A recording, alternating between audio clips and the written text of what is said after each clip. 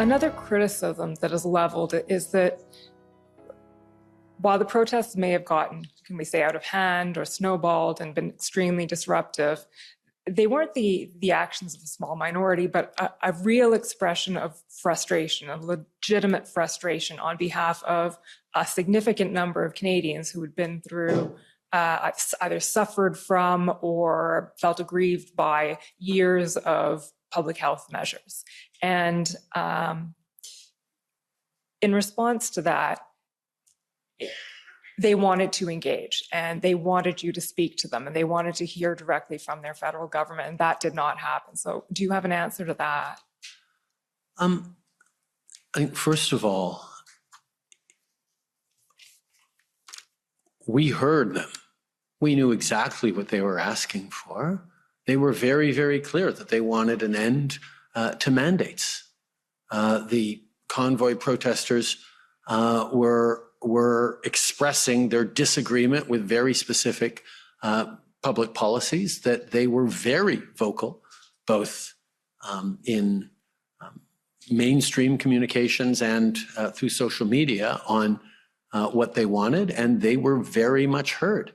They had political parties in the previous election very much carrying those messages. And presenting them to Canadians as part of the options that Canadians had to choose in that previous election. So people were well aware of the opinions and concerns and perspective of those individuals. Well, I know that the phrase "the Prince of Lies" is sometimes a nickname of the devil himself, but I think if you take those words just at their literal meaning, I think Justin Trudeau is the Prince of Lies. You had other liars serving him over the last few days: Marco Mendicino, David Lametti, Chrystia Freeland. But of course, the master of lies is Trudeau himself. And I say that not as an insult, I'd say that as a description. I think he's a sociopath. And I think that was on display today. I think he holds on to false facts to keep his mindset together. He finds internal excuses for atrocious behavior if he can just hold on to a few false facts.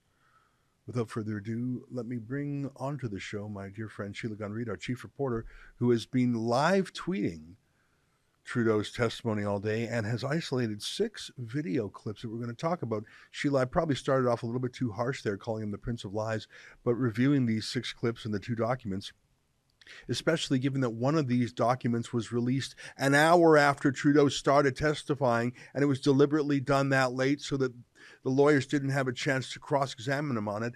That is the move of a liar.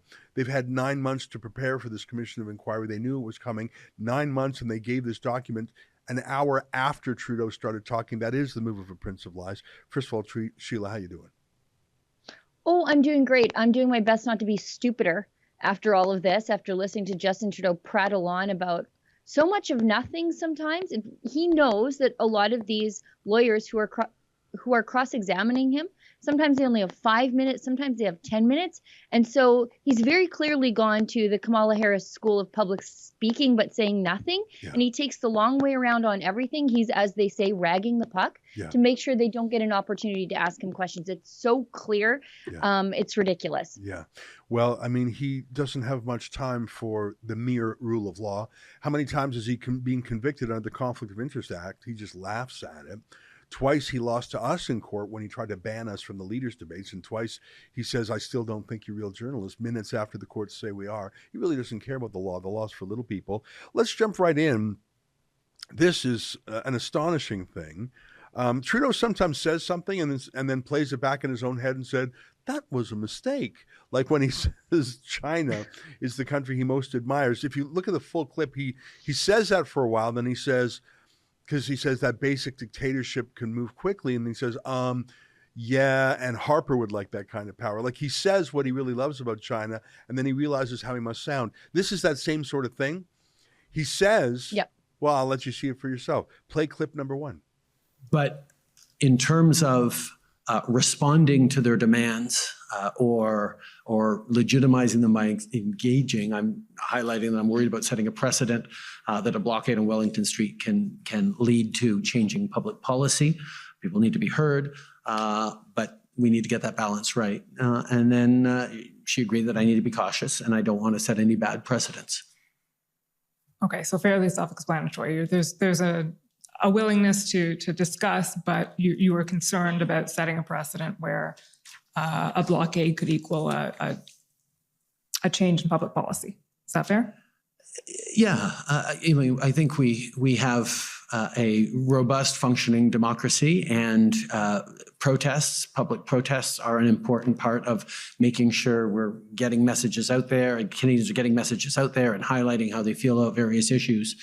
But using protests to demand changes to public policy is something that I think is worrisome. Okay. Thank you, Mr. Although, Clerk. sorry, to a certain extent. No, please go on. Protests, if you're out protesting that the government is, shutting down a safe injection site or something, you are asking for changes in public policy. But there is a difference between occupations and saying we're not going until this is changed in a way that is massively disruptive. And potentially dangerous, versus just saying, we're protesting because we want public policy to change, and we're trying to convince people to get enough of them that politicians will listen to enough people saying, okay, I'm going to lose votes if I don't change this. That's the usual way protests can be effective in our democracies. So you can't be disruptive, Sheila. So, for example, you couldn't have a strike at a factory, because that would be disruptive.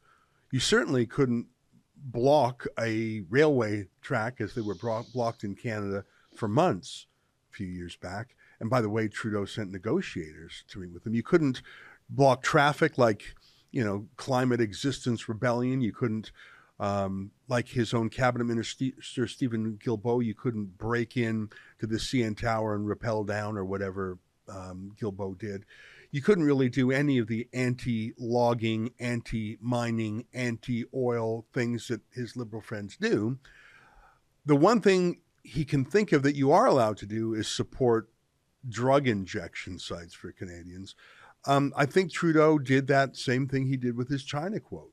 He showed his true self and said, hang on, there's a little, chimpanzee in his head clanging cymbals together that said, boss, you made a boo-boo.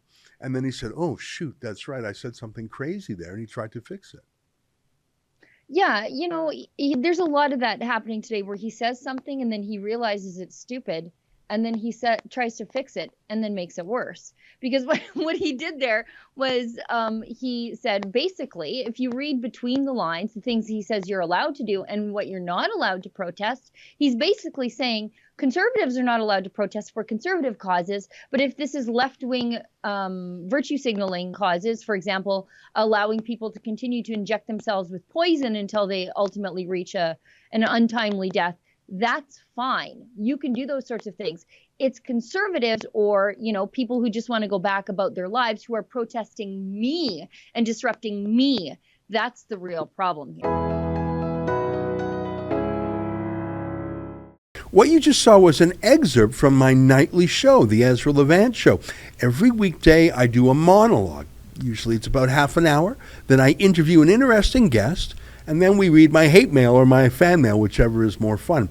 It's only available behind a paywall, though. That's how we pay our bills here at Rebel News. We don't take a dime from Justin Trudeau. But the good news is it's only $8 a month, about half the price of Netflix. And in addition to my nightly show, you also get weekly shows from 4 other friends here at Rebel News. So you're getting 36 shows a month just for $8. I think it's worth it.